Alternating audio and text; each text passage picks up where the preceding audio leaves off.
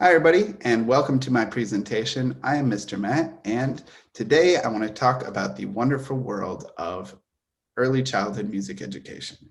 My goal, sponsored by the Evanston Symphony Orchestra, is to discuss the myriad of benefits that early childhood music education can have on a child. Before we get started, a little bit about me. I have degrees in music and philosophy, and I've been teaching early childhood music for almost 7 years, beginning in college.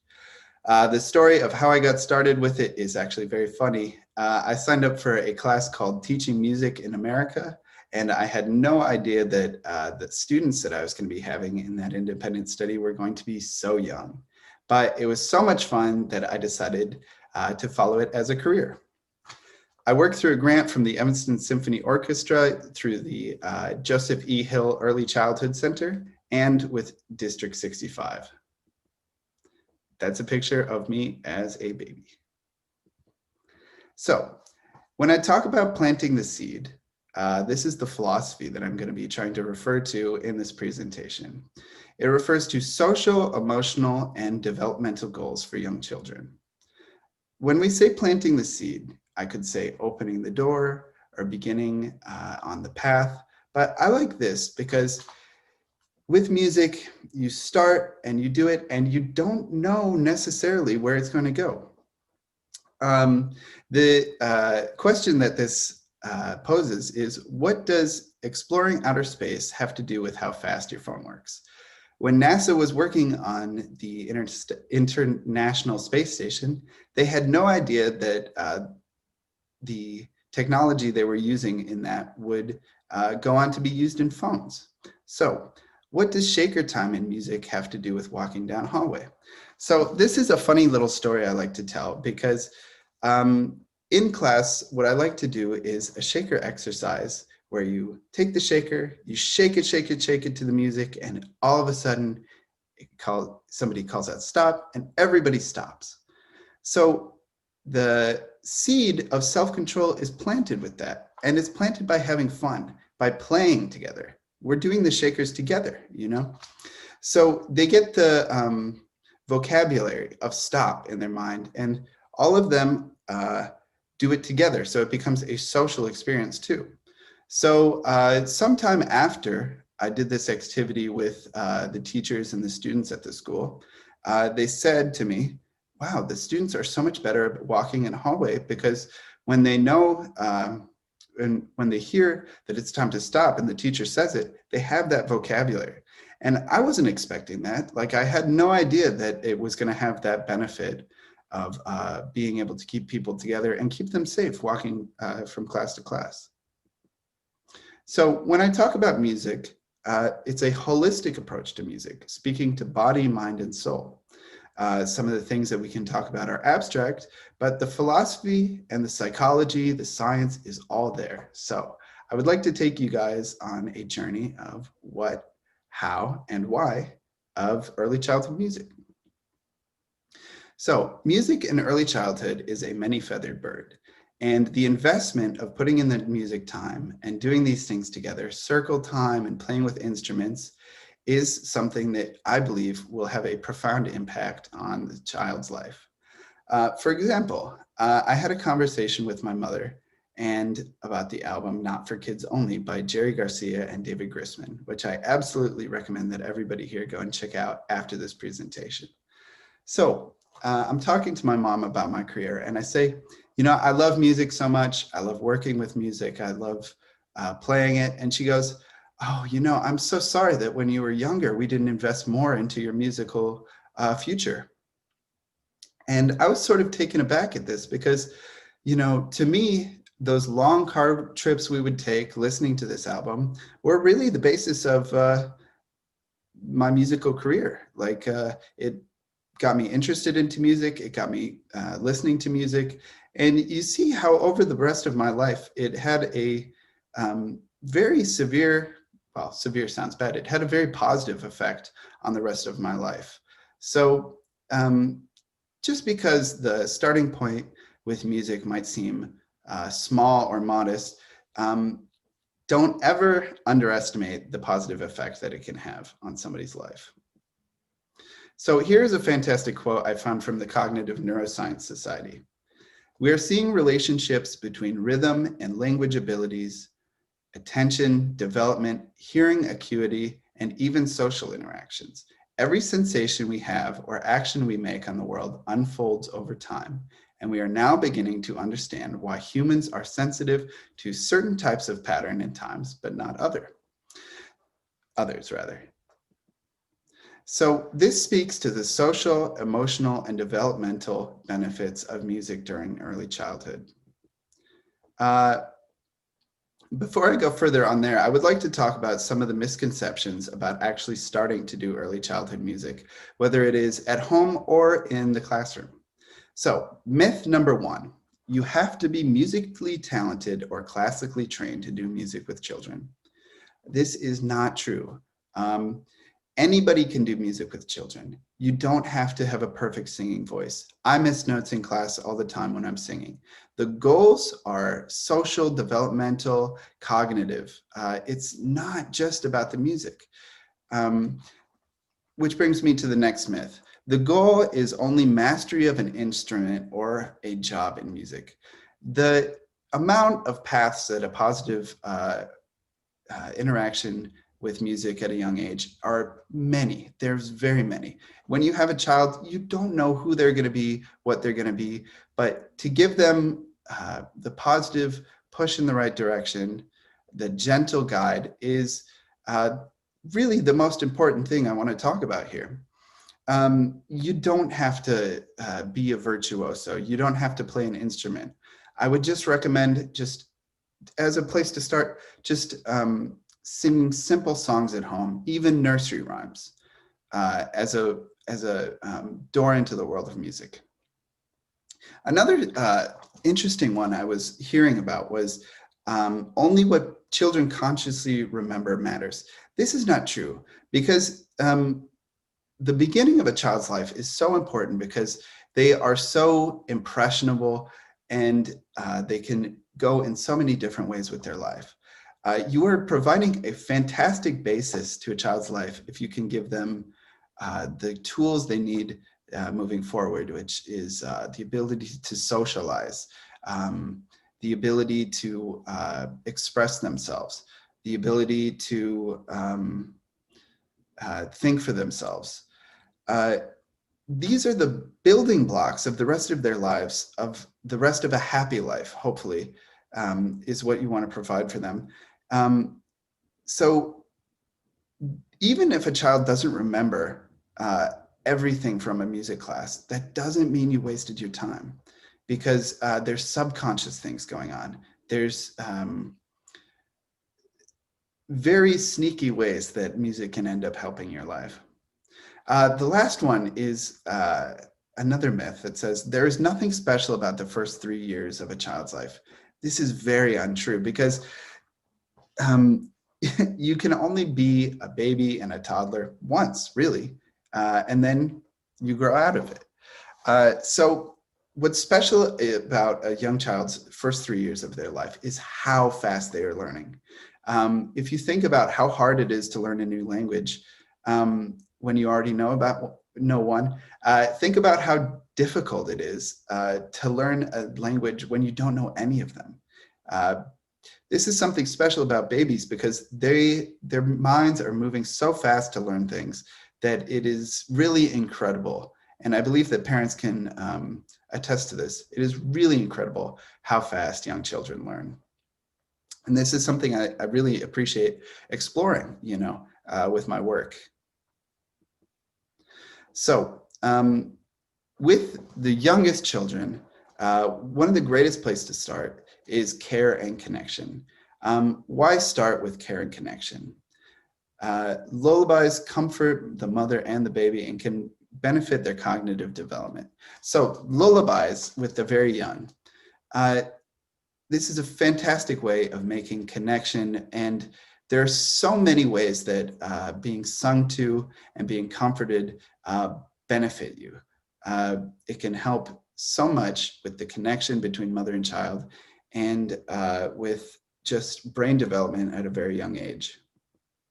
So These are a couple quotes to support music's ability to calm and soothe. The first one being, possibly the most important developmental benefit of singing with your child is the foundation of a secure attachment. When you sing with a baby or toddler, you will incorporate touch, holding, cuddles, rocking, and patting with these songs. The singing will also involve eye contact, smiling, and nodding. These activities help to promote a child's development by strengthening the bond between parent and child. Number 2, singing also provides lots of positive shared experiences with your child. Whether it is laughing and smiling together or cuddling up for a lullaby, singing provides positive and rewarding experiences for both the caregiver and child. Over time, with your help, your baby will grow brain connections that help it to understand emotions and to regulate between emotions more independently. So this is very important because if you think about the extremes of being a child, of child's emotional capacity, on one end is just absolute joy, laughing, and to see how quickly that a child's brain can become scared or angry or upset. What music can really do is help them feel that what they feel is okay, and that they can regulate themselves between emotions more independently. The third one being, this one is about trying to get more people to sing. The good news is that your singing ability is not important. Your baby will be equally as pleased even if you are off key or out of time. Anybody and everybody can give singing a go. Please, I know how much pressure people put on singing perfectly, but singing with your child is not just American Idol or The Voice. It's about connection and happiness more than embarrassment or feeling judged. So sing with your children, and if you miss a note, really don't worry about it too much.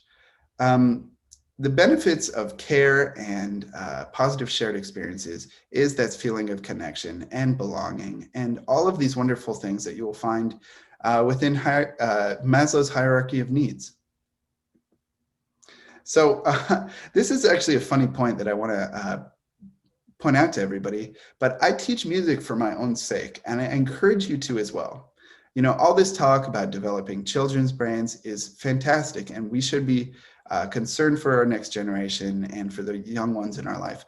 But music is fantastic for yourself, and it's not selfish to do it for yourself. I teach music to young children because I find it fun. You know, I find it to be something that I want to do in my daily life because I benefit greatly from it. Seeing everybody happy and learning is something I take joy out of. And I encourage you to. When you sing the lullaby, think about how the baby feels, the toddler feels, the preschooler feels even. And also consider how it feels for you to be connecting with somebody. So the next step I want to talk about is social development. And part of my work with the school has been my videos that I've been making. So clean up. What is that song trying to help us do? It's at the basis of what I want to do when I'm teaching that song to people and teaching the ritual of cleaning up is just to make it second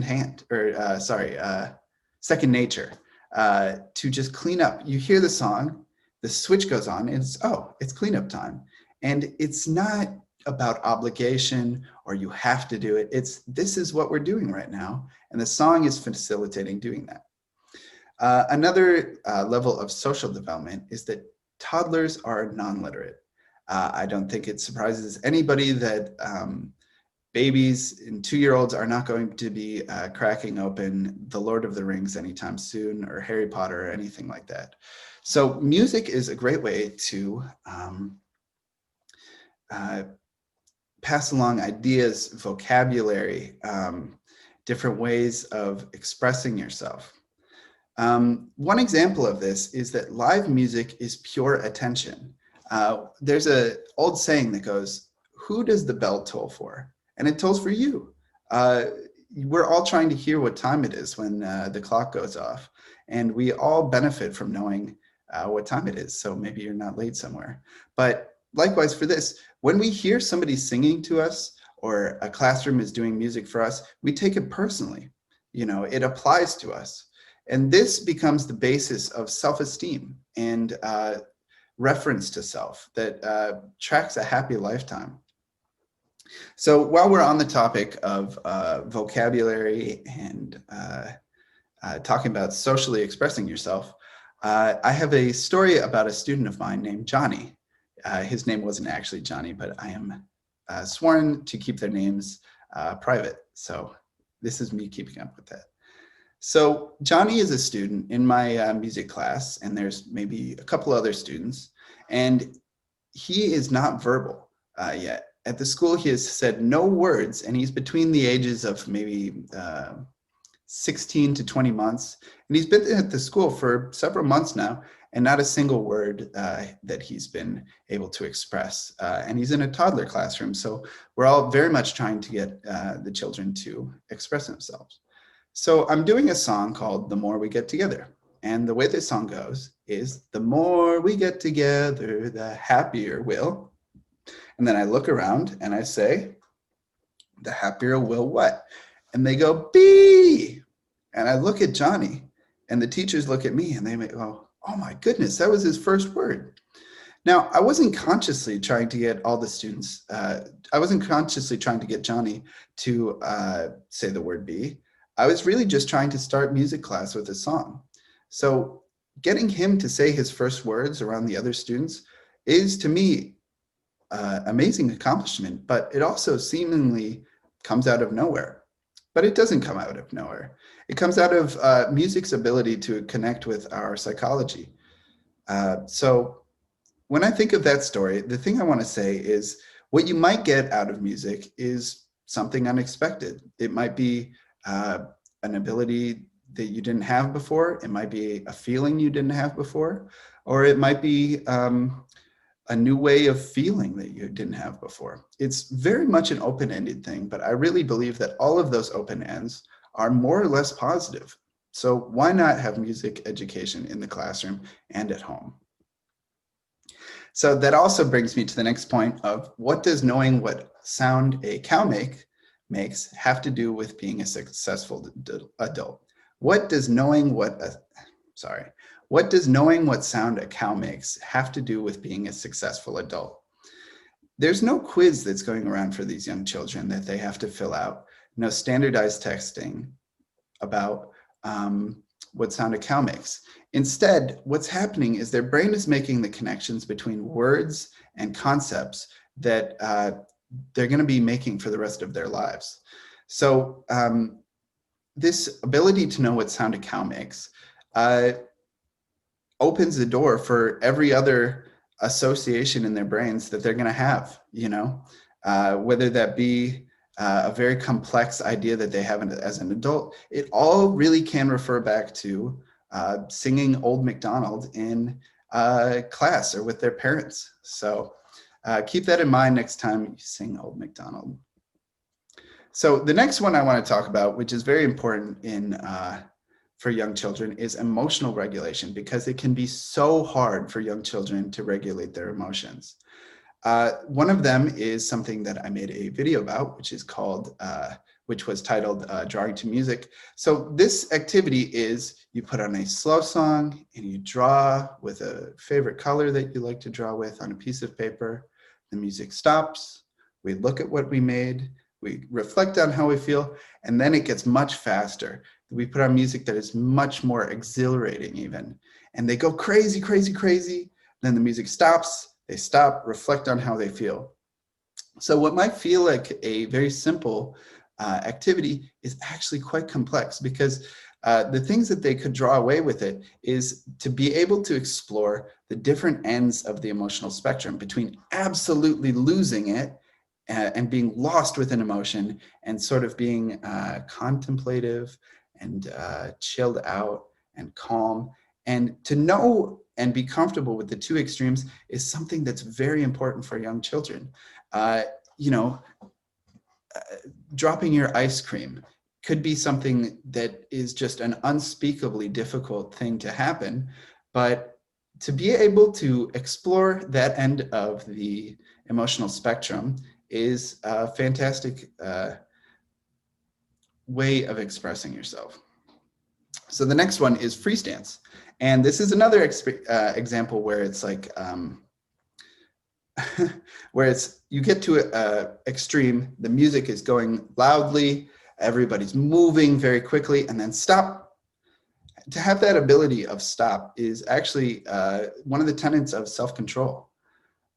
So both of these examples go to the ability to feel comfortable and safe in active and calm situations. So you want children to be feel safe within both loud experiences and softer ones. So to be able to have that self-control and explore their emotions. So the same thing with shakers. So shake it real softly, shake it real loudly, and go, go, go, shake, shake, shake, and stop. That actually takes a certain amount of intelligence or ability to be able to have that self-control and stop. So it's the same thing with piano. When I teach piano to very young students, I've had piano classes with 2-year-olds, you know, sometimes, and we're not playing Bach or Beethoven, but really what it is, okay, make the sound, now stop. And then as you go from that point, it could be take one finger and play the notes rather than using all 5 or hitting it with your palm. With piano, I would recommend just introducing it to them and seeing how they like it and seeing how they experiment with it too. And you can even learn piano for yourself too and teach it to them. So piano can also be just a fantastic instrument to use with young children, also xylophones as well. But the final point I want to talk about with emotions is joy in early childhood. Having a happy childhood and providing children with a happy childhood helps them have a happy life. They can refer to that feeling of joy within music class or really art or wherever when you're reading a book. I'm specifically talking about music, but joy in early childhood in music class is something I absolutely look to foster and encourage. So this is an example day. This is also like a sort of perfect idea of a day from a music teacher's perspective. But the thing I want to show you guys about this is there's little moments throughout the day that you can use music successfully and efficiently. So waking up and washing hands with a song. I posted a song about washing our hands.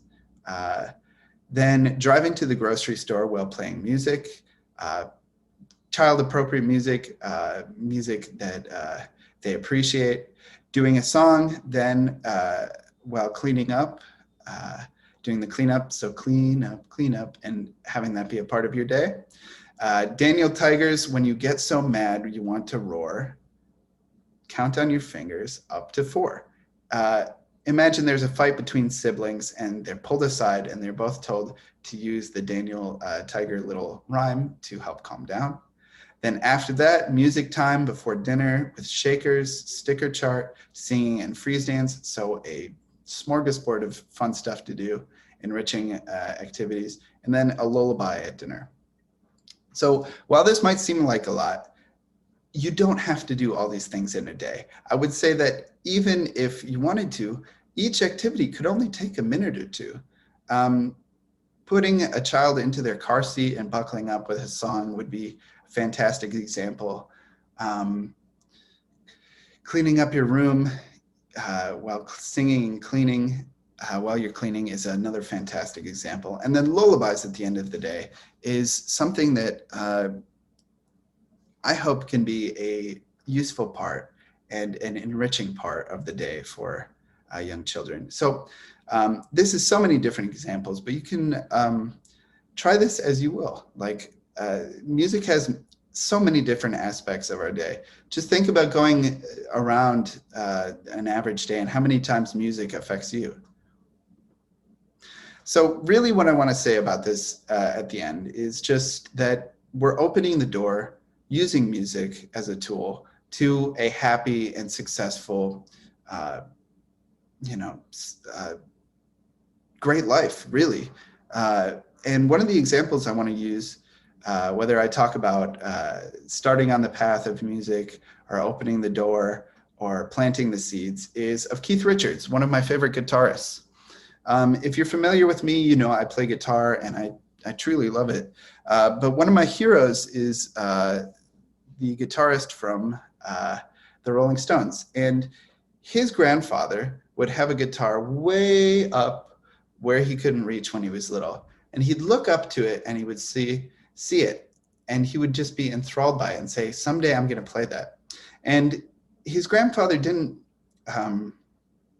force it down his throat. He put it up there as a way to say, someday, you know, if you want to, you can do this. And what I like to think about is that I'm already, as a teacher, exploring children's proclivity towards music. Everybody in my experience really likes music. I mean, or is affected from it, or gets something out of it, really. So what I want to say is that music at home does not have to be perfect. It doesn't have to be a chore. I think it should be something that just already naturally makes life better, that we can all use and benefit from. During this time, I would like to say, if you guys have any questions about any of the things I went over, I would suggest you guys email me at mattperuz@gmail.com. I'll have a link for you guys in the description. And just try some of the stuff that I outlined in this, and look out for more videos in the future. Big thank you to everybody working at the Joseph E. Hill School, to District 65, and to the Evanston Symphony Orchestra. Thank you so much. I hope you guys learned something and took something away from this, and until next time.